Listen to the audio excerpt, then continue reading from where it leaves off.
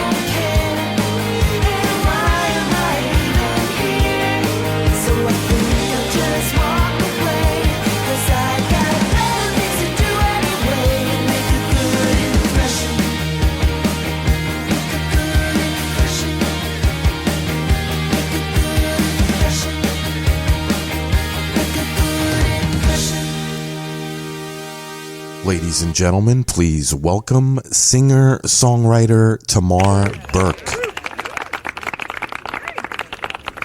How are you on Sunday? Pretty good? I'm doing good. How about yourself? Pretty good, yeah. I played a little thing we flam here in town last night. The Flim Flam's really cool. It takes place the first Saturday of every month. And people come in and play 3 songs, but there's like a band there, and the whole idea of it is that they don't know the song. Oh, okay. And they join in with you while you're playing it. And like if you have your lead sheets, it's always helpful. But you really don't rehearse with them or anything. You just like, okay, here's the song, you know? And so it was really fun because I ended up playing 2 songs on my own. And then the last song I did was Good Impression with the band. And there was a pedal steel guy. And I was like, oh, Good Impression with pedal steel. I sound like I'm in Nashville. It was really funny. Nice. It was like a totally different vibe, you know? That's awesome. Now, what inspired you to start playing and making music? Yeah. So when I was little, there were 3 girls, 3 sisters, and my parents, my father in particular, really wanted us to learn an instrument. And he put us in piano lessons. And I was 5 years old, and it was the first time that I was in any sort of music lesson, but I loved music. I was obsessed with music and listening to my records. My parents would buy me Disney albums, and like I was obsessed with listening to them, especially going to sleep. I couldn't sleep. I was a very hyperactive child, and sleeping was always and still is a real problem for me. I need to listen to stuff before I go to bed. And I have a little bit of OCD, so sometimes the listening to music, especially things I hear a lot, like on repeat, is very calming. Mm-hmm. So I would just listen over and over to these Disney albums. I mean, the classics, Jungle Book and Snow White, and at the same time, taking piano lessons, but I was too lazy to learn all the notes. And my sister, my oldest sister, who was really serious about piano, was practicing all the time. And because she was advanced, I would end up learning the songs that she used to play in the house. So I memorized a lot of that stuff by ear, Mm-hmm. and was playing these songs by ear. And I was able to play stuff and fake that I was like learning the notes because I recognized them from my sister playing them. So I had a sense of classical music, classical kind of, I guess you could say, classical influence, Mm-hmm. and Disney influence. So we're talking like pop music, really, because Mozart and Beethoven and Bach were the pop musicians of their time, and the way that they structured their songs and stuff. So, and then growing up, I did drop out of piano, but we always had a piano. So I would just sit down and mess around. In college, I bought my first guitar, and I was super, super inspired by these kind of the hippie, like the Edie Brickell, and you know what I mean? Like that kind of singer-songwriter thing. Mm-hmm. And I bought myself a chord book, and it just kind of came easily in putting together songs. And I actually found it easier to write on a guitar. And I'm not sure why. I think maybe because on guitar, do you play an instrument? No, not at all. I see. So on guitar, and you could do this on piano too, but you're not taught this way. But on guitar, it's very easy to play fifths. And when you play a fifth chord or a bar chord, you don't include the triad. So there's generally three notes in a chord, Mm-hmm. and you don't include the middle note, which kind of decides if the chord is minor or major. Mm-hmm. So if you do a fifth, you're just doing the root note and the fifth of that root note, and it could go either way. It could go major or minor depending on your chord progression.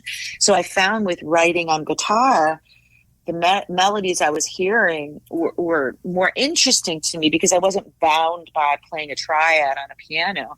So I found that very interesting and really fun, So that being said, I started writing a ton of songs, and I was just recording them on a regular tape deck. So it was just me singing, playing guitar on a regular tape deck. Mm-hmm. When I moved to Chicago, I was just floored by the music scene there. And I was like, I am going to be in a band. Like, I need to be in a band. I need to be in my own band. I need to do this, But I wanted to have a bunch of cool songs. So I bought myself a 4-track player, which is a 4-track recorder, which is a way that you use a tape, like a specific kind of tape machine, Mm-hmm. in which you flip it and you get 4 tracks on a regular cassette. Nice. So you could do 1 track of vocals, 1 track of guitar, 1 track of bass, 1 track of something else or backup vocals.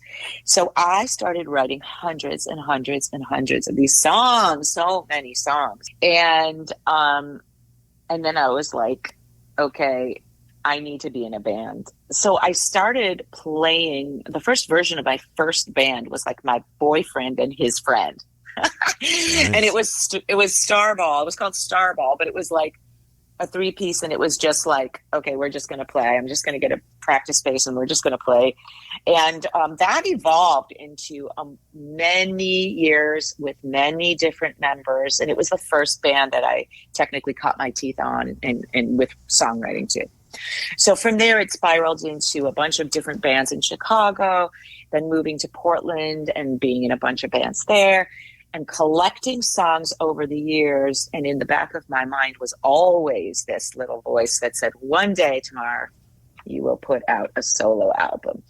But of course, I didn't think that would ever happen because I think I was a little shy in using my real name. I don't know. I think I just felt like that's really putting yourself out there. If they don't like it, it's tough. So, but the pandemic happened, and I was in San Diego, and at that point, I knew how to use Pro Tools, like a DAW, a digital, whole digital recording system, and I was teaching myself how to do that for many, many years prior. So I was like, this is actually the perfect opportunity for me to start like actually working on these songs with my drummer Matt, who lived in Chicago. Well, he didn't know yet. Like I was like, hey Matt, we've known each other for years. Matt Walker is a drummer for Morrissey and Garbage and Smashing Pumpkins and Filter. So he's like a pro drummer. We've been friends for many, many years. And then when I decided to put that first album out, The Restless Dreams of Youth, I called him and I was like,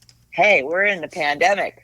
Do you have your drum studio set up? And he's like, yep. And I'm like, do you want to work on a record with me? And so we did, because I technically could play everything except for drums. My bass playing is decent, but there was a few songs where I called some of my friends to play bass on when it was like more fancy, and I'm certainly not a lead guitar player. So that's when I also reached out to some friends who were excellent lead guitar players. So really I had this like arsenal. I had my drummer in Chicago, these lead guitar players that are living all over actually, so a couple bass players, and then I could handle all the other duties. And so I started putting together my first solo album in the pandemic. And then that was released in 2021. Then I released another one in 2022, started the end in 2022. And then in 2023 was Tiny Injuries. And then this year is Good Times for a Change 2024. So I've been busy. Yes, you have. You have a brand new album, like you mentioned, Good Times for a Change, which is available now, pre-order. Can you talk about that a little bit? Like when's the release date? Any guest players on the album, things like that? Oh gosh, yes. So many guest players on this album. So after Tiny Injuries was released, and people really, really liked it. And then as a songwriter, I don't know if everybody's like this, but I get very, very nervous and scared that like I judge myself on the last song I wrote, not even the last thing I did, but the last song I wrote. And honestly, like that was scary to me because people really liked Tiny Injuries. And so I was nervous that can I do it? I always think I'm never going to be able to do it again. So I just sat, and the world was in such a messed up place at the moment. And I was just feeling so sad. And I do have some bouts of depression. And sometimes I go into a very, very dark place. And I think it was in the end of October, I was not in my best state of mind. And I sat down at the piano and wrote this song, Sorrow is Hunting, which is actually track 6 on this album. And I loved it, but it was really different than what I usually write. And I was a little bit nervous about it, but I said, well, wait, maybe something is happening here. Like maybe something new is coming out, So I felt like an album was sort of bubbling up. Usually that happens when I write a first song, like after taking a little bit of a break. And so this started with Sorrow is Hunting, which is the end of side 1. And then as I started writing some other songs, I started to feel a theme coming together. And I love Morrissey and the Smiths so much. And one of my favorite songs of his is Please, Please, Please Let Me Get What I Want. And the first line of that song is, he sings Good Times for a Change. And it's just a brilliant line because it could mean so many things. And I really felt that line, and I've loved that line forever, but also was really deeply feeling it when I started looking at the songs that I was putting together for this album. And I felt like this is the theme of this album. And then from there, everything started flowing together. And a couple of these songs are based on some melody lines and some riffs of some 4-track demos back in the 90s, but a lot of them are new. So that's how it came together. And it came together quickly and felt really natural. And it's an emotional album for sure, though. It's a journey. I know you've listened to it, so I think you know. I've listened to it, I think 2 or 3 times already. Yeah. Really So cool stuff. I like it a lot. Now, you mentioned guest players. How many are on there? Yes. And who are they? A lot of players. So my partner, Matt Walker, who does it, my musical partner, Matt Walker, it also co-produced with me. And then Sean O'Keefe mixed it, and then Kim Rosen mastered it. But the musicians are a lot. So I have some go-to musicians, and for instance, let's see. Okay, so Chris Davies is a local San Diego guitar player, and he's played on all of my albums. So he plays on some of the songs. He's in a bunch of bands here in town. Rob Wrong, lives in Portland. He's in a band called Witch Mountain, but he also has his own studio in Portland, and he played lead guitar in some of my fave songs on this album. And my partner Stephen Denick, has played on the last song of the album, some like sick feedback and stuff on the last song. Justin Thorpe is a really good friend of mine. He lives in Portland. Fantastic guitars on I Don't Mind, very Jeff Lynne, ELO style guitars on that.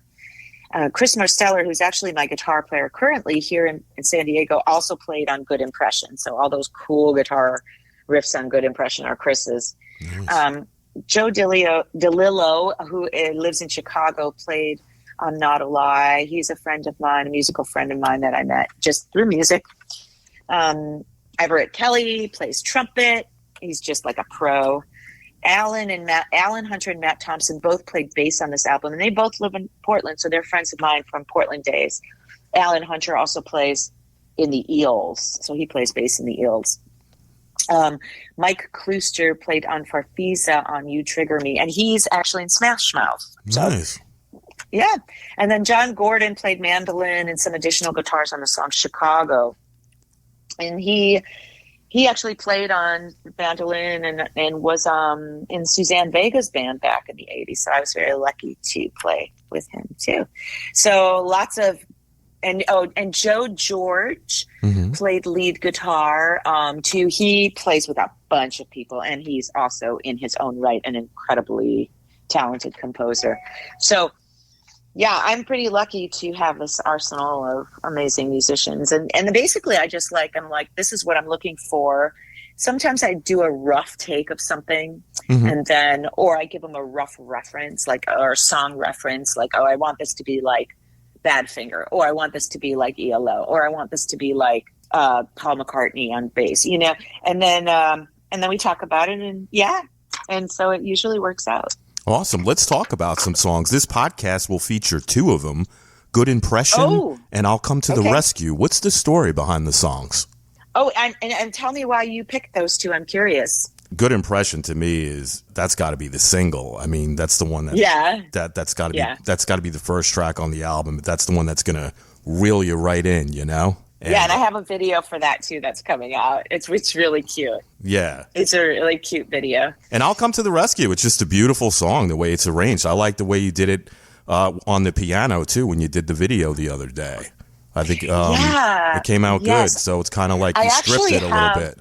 Yeah, I have a piano version too, but I went back and forth on that, and I felt that the melody, you were able to focus a little bit on the melody more with just the guitar, because it was written on guitar. That song, so that, when I wrote that, was 100% thinking about my child, and my child now is 19, but anybody who's and for anybody who's a caregiver, or to anybody who takes care or loves and tries to support people that are going through really, really hard times, whether that's, some sort of, drug issues, relationship issues, health issues. Like, in my mind, I'm a caretaker in many ways, not just for my kid, but for my elderly mother after my father died. And I also am a caretaker for my partner in the way that I am inside my heart just a very caring, loving person who would drop anything to be there for people that I love. And my kid was going through some really, really rough times. And I was thinking about how I would go to the ends of the earth for them, and how I wanted them to know that. But I also know the dilemma of what that feels like to a parent or to a caregiver. Mm-hmm.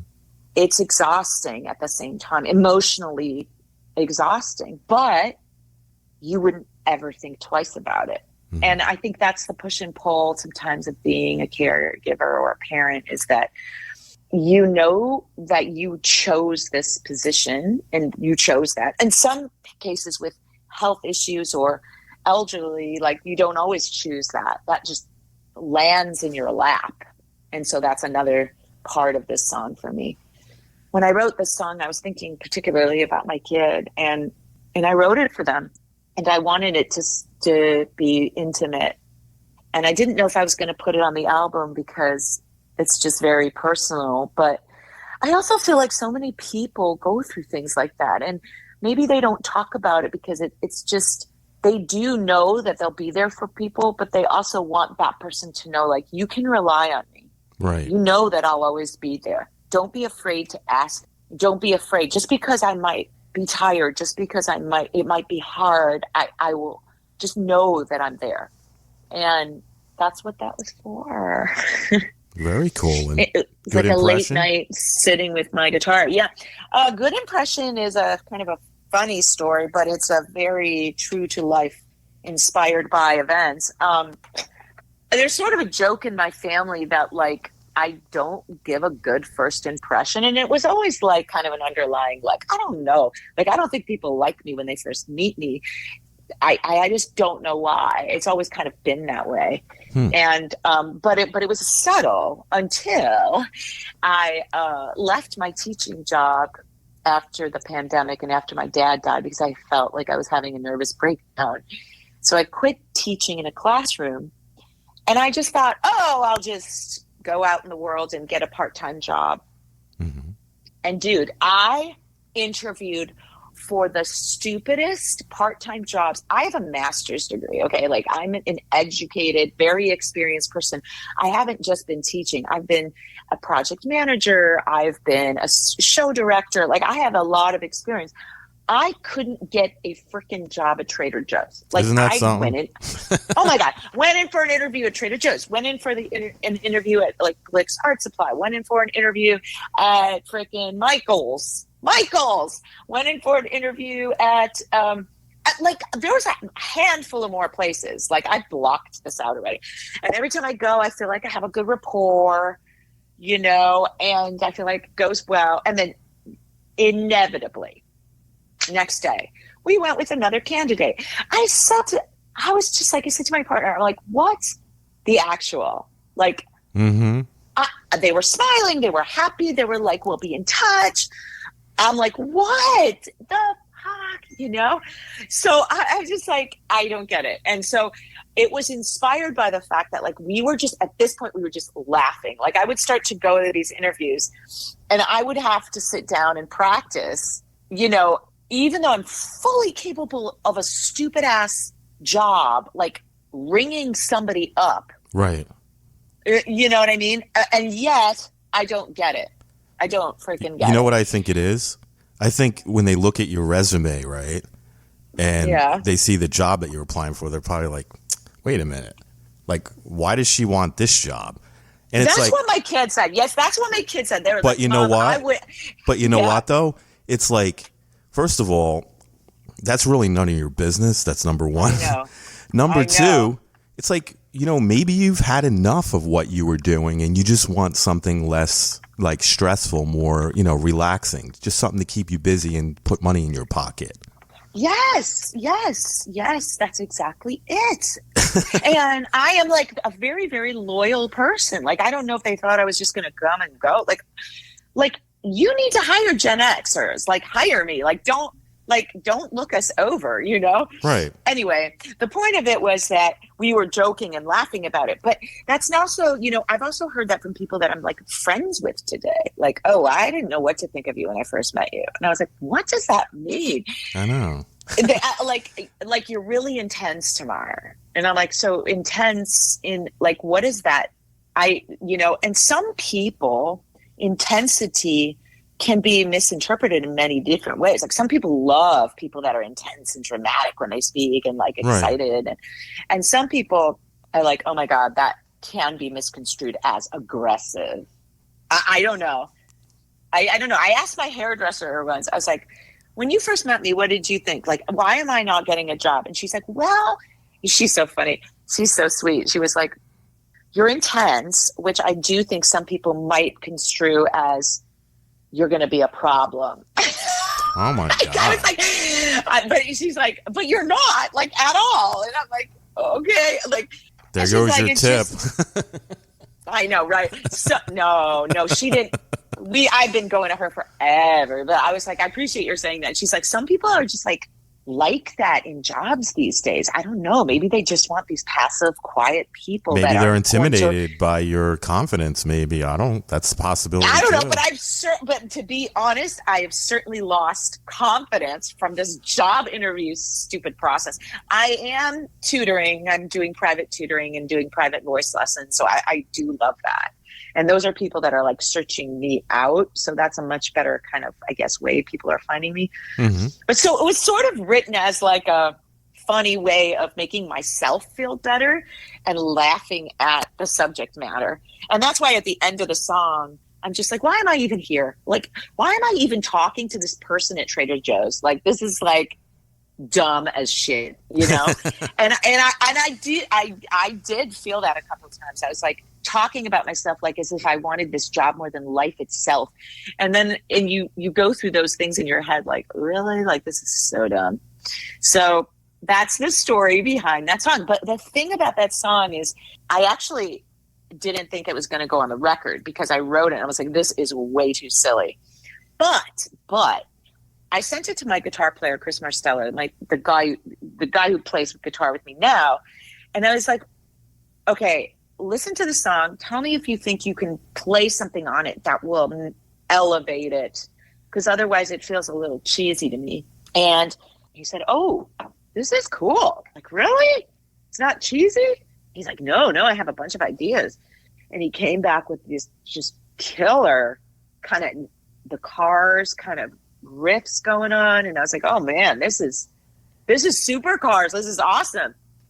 And I love the Cars. So, and there's a lot of influences in that song. The Cars, The Who, just a bunch, you know, and the Go-Go's, you know, there's some 80s vibes to it. So he came back with his guitar stuff and I was like, oh shit. And then it was going to be on side 2. And then it just slowly moved up until it ended up becoming track 1. And so you never know. Nope. You just never know. And track sequence is important, right? Oh God, yes. It's something that like I struggle over. I will take weeks and months for this one to do the track listing because it's a story. Right. My albums are thematic, and I'm really happy with this storyline that did happen. I would have never thought to open with Good Impression, but it actually works really well. Mm-hmm. It sure does. Yeah. Now let's talk about songwriting. When you're composing a new song, what comes first for you, the lyrics or the melody? Wow, it's always a little bit different, to be honest. Okay, there will be times where I will say I would like to write a song that's 140 BPM. Okay, mm-hmm. And then I'll find a drum beat, and then suddenly I'm playing a riff over it, and then suddenly I'm singing a melody over it, and then I'll go look for some lyrics that might fit. But the best songs are when I'm playing a riff and words come out along with a melody, and then I rework it. So I do sometimes I sit at coffee shops or bars and I'll write lyrics, very subconscious, like coming out just like stream of consciousness lyrics. And it's so cool what comes out. And then I retrofit them with some, you know, hearing how I read them out loud. And there's a natural rhythm to them, because I kind of write in a poetic way, like in a poetic, I mean in a way that has a rhythm. And then I'm like, oh, I hear the rhythm here. And then I'll start like doing a riff to it. It's all very different. And then there's other times where I'm like, I really want, okay, so like Good Impression. I had this drum riff that I just like found this really cool drum riff on YouTube or something. I just like stripped it from YouTube and put it in my Pro Tools session. I was like, okay, I like this tempo. I like this riff. And I just started playing. And then I had scribbled down somewhere Good Impression as an idea, like a jumping off point. And then I was just like, I want to make a good impression on you. And I just started laughing. I was like, oh, wait, this is kind of fun. And so it's all very different. And I think some of the songs that I struggle and take apart and so much are the ones that I feel the most proud of. And the ones that come really easily, I don't feel not as proud of, but I don't feel like they were as, like, I'm emotionally attached to them. But those are the ones that oftentimes people like the best. It's all over the map, you know? Very cool. Now, what tools or instruments are essential in your songwriting? Well, my Pro Tools, of course, and my guitar. And usually I start like that unless the song, and I choose to do a piano song. And if I choose that it's going to be a piano song, then I start with that. So it's like a click track first, click track to get the tempo, and then I work off of the click track, because that's just going to make it all the easier later to have that click track going. And I have my Nord Stage 2 keyboard, which has a bunch of sounds. I have a bunch of vintage synths. I have my baby grand piano. I have a bunch of guitars, a bunch of basses, a bunch of weird little keyboards. And I also have patches, like some MIDI stuff online, MIDI drums, and, my go-to stuff for sure. Very cool. Now you have several music videos up on your YouTube page. Will there be a new music video for any of the tracks on this release? And if so, when? Yes. So Good Impression, the video will be out in September 6th. Oh, nice. Yeah, when the album is out digitally. So if you go to my Bandcamp page, you can actually buy my album today and get an instant download. But you can't find it yet on Spotify. You could pre-save it on Spotify. You could pre-add it on Apple. But if you're itching to hear it, that's the place to hear it. So I also have CDs. They just came in. So I'm starting to send these out now. Vinyl should be coming in a couple weeks. Wow. So you can actually hear it now if you wanted. What the question was, tell me the question again. Will there be a music video for any of the tracks? Yes. Good Impression is coming out 9/6, like I said, with the release of the worldwide streaming release. And I will have a video for Be My Friend, actually, that it's going to be a little surprise for me that my child is making, because she's in film school. Nice. And she's making a little video for me for that. And then the third track, I don't know what that third track is going to be yet. So I will let you know. Awesome. Now, do you enjoy shooting the music video as much as recording the songs? I like both. But the recording process, I'm much, much more detail-oriented. So with the music video, I just wanted to have a vibe, wanted to have some cool thread to it, a little bit of a theme or something going on. I film it and edit it, and that's it. Because I know people are just going to watch it once. It's nice to have a video that accompanies music, but today people mostly just watch it once. Mm-hmm. And that's fine. So I'm not as detail-oriented. I do have fun doing it. But it is tedious. I have to be thinking ahead, will I be frustrated that I didn't take more footage later? Mm-hmm. You have to be sure you're done. So you take the costume off or get rid of the lights or do whatever. With a song, I could be working on a song I've worked on some of these songs for 8 months. until they were literally ready to send to my mixer. So those go through so much detail in my mind that they're more tedious. So I love it, but they also take a lot more out of me. Yeah, I'm sure. Yeah. Now, yeah. Do you plan on hitting the road and doing some shows for this new album? I'm celebrating the release of this album actually with a really big show in Chicago on September 28th at Lincoln Hall. And I'm going to have all my albums and the new one there. And it's going to be amazing because I'm going to play a solo, my set. And then we're going to play 3 songs with my old band Starball. Nice. They're going to come out and play 3 songs with me after my solo set. So it's going to be a really, really special time. Awesome. Now, outside of music, do you have any hobbies or interests? Well, I paint. I'm a painter. And like I said, I do teach vocal lessons and I tutor students. So all of those things are things that I do. I do love traveling and watching really weird crime-related Hulu and Netflix shows. Nice. Yeah, and I'm an artist at heart, so anything to do with art I'm into. Where can the listeners go to learn more about you? Okay, well, my website, tamarberkmusic.com, has all the links, but if you want to get my music like today, and the new one today, my Bandcamp page, so Tamar, Berk is spelled Berk, Tamar Berk, you can find me on Bandcamp.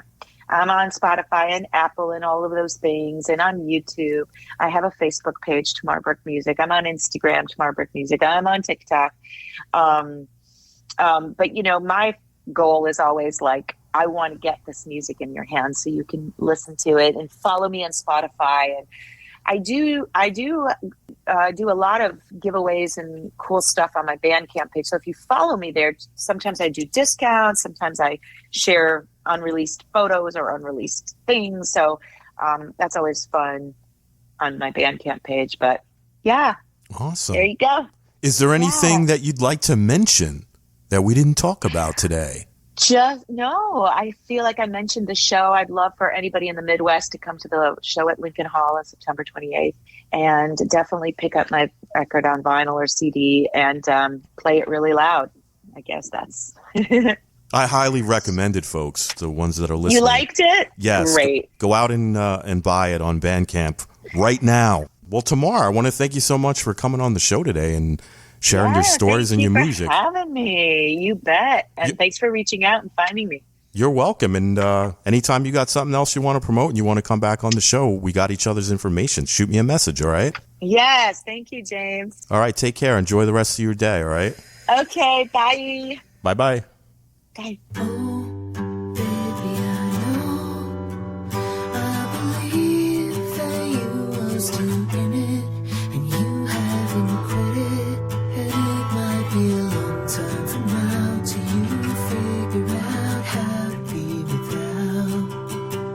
But I'll come to the rescue like I always do. I'll come to the rescue like I always do. Oh, baby, I know I can tell that you are still fighting. You haven't stopped crying, and it might be a long time from now till you figure out how to get out. But I'll come to the rescue like I always do. I'll come to the rescue like I always do.